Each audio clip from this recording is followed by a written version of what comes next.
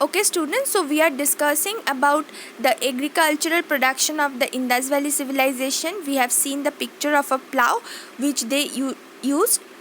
So the people of Indus Valley had surplus agricultural produce. This means that the Harappan people produced more food than they could eat. Now students, you are aware of the aware with the term surplus. In the previous chapter you have studied surplus means extra.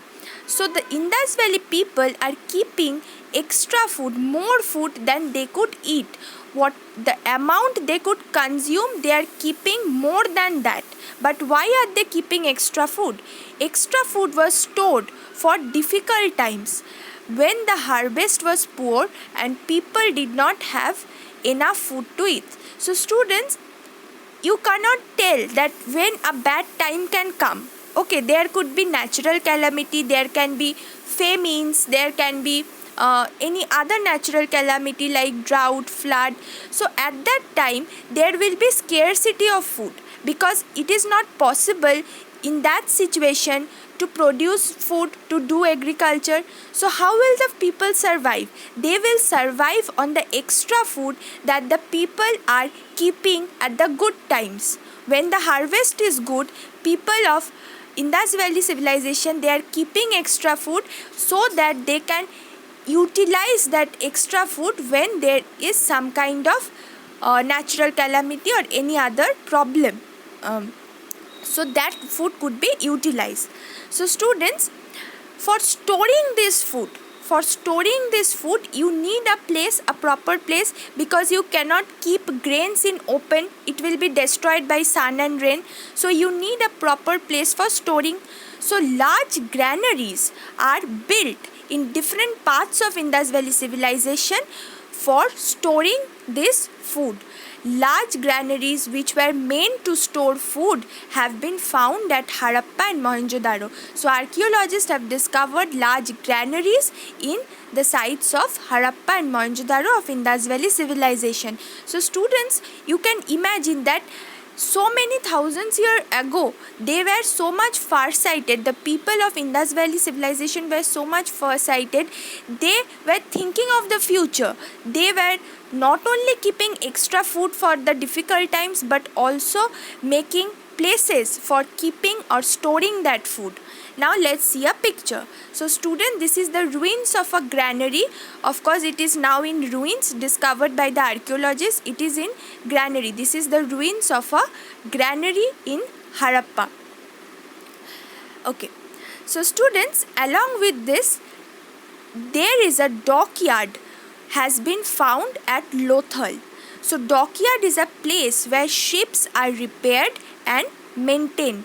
Where ships are actually kept, they are repaired and maintained. So such a dockyard in the Indus Valley civilization have been found at Lothal. So students, I have already mentioned in the previous class that Lothal is located in modern day Gujarat.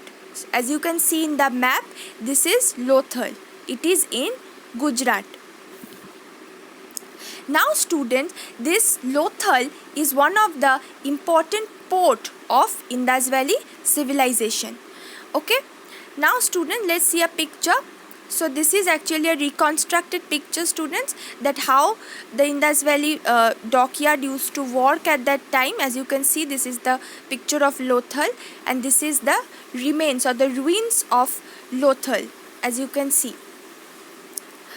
Now students, what did the presence of a dockyard signify?